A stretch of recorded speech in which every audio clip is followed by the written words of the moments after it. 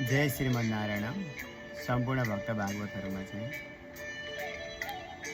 गुरु शिष्य संवाद अन्तर्गत आज शिष्यले गुरुदेवलाई प्रश्न गर्नुहुन्छ। गुरुदेव, यति महत्त्वपूर्ण वर्तमान कालमा हामीले कति वर्षको आयु बिताइसक्यौँ, तर आजसम्म पनि यसलाई बुझ्न सकेनौँ। वर्तमान कालमा कसरी बस्न सकिन्छ बताइदिनुहोस्। जब शिष्यको प्रश्न सुनिसकेपछि गुरुदेव आज्ञा गर्नुहुन्छ, जबसम्म मन रहन्छ तबसम्म मानिस वर्तमानमा रहनै सक्दैन।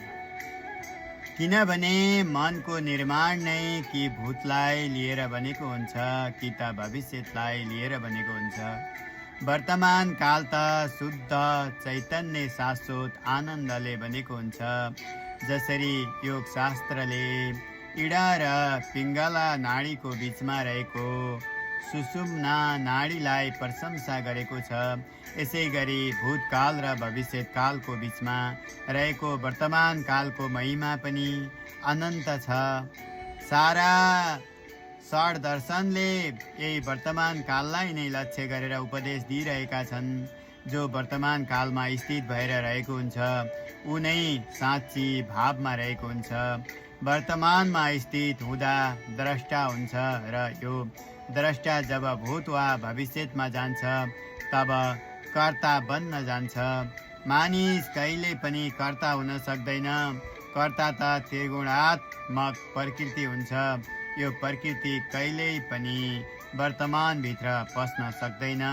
हुन त वर्तमान कालमा पनि प्रकृति त रहेको हुन्छ, तर यो प्रकृति गुणातीत हुन्छ। फेरि प्रकृतिको कार्य पनि वर्तमानलाई लिएर हुन्छ। प्रकृतिको अदृश्य कार्य भूत र भविष्यलाई लिएर भएको हुन्छ भने दृश्य रूपमा चाहिँ वर्तमानलाई नै लिएर भएको देखिन्छ। जब भूत र भविष्य समाप्त हुन्छ तब निर्गुण प्रकृति प्रकट भएर परम पुरुषको साथमा एकाकार हुन्छ। यसैलाई ब्रह्म भनिन्छ र यसको अनुभूतिलाई ब्रह्मानुभूति भनिन्छ। जप गर्दा भूतको स्मृति अगाडि आएको हुन्छ। यो स्मृतिलाई आउन दिनुपर्छ। जस्तो काँडो शरीरमा भिजेको छ भने शरीर शान्त हुनको लागि शरीरबाट त्यो काँडा निस्कनुपर्छ। यस्तै चित्तमा स्मृतिको रूपमा भूतको शब्द गाडिएर चित्त बनेको हुन्छ। जप गर्दा यी शब्दहरू चित्तबाट निस्कनको लागि आएका हुन्छन्।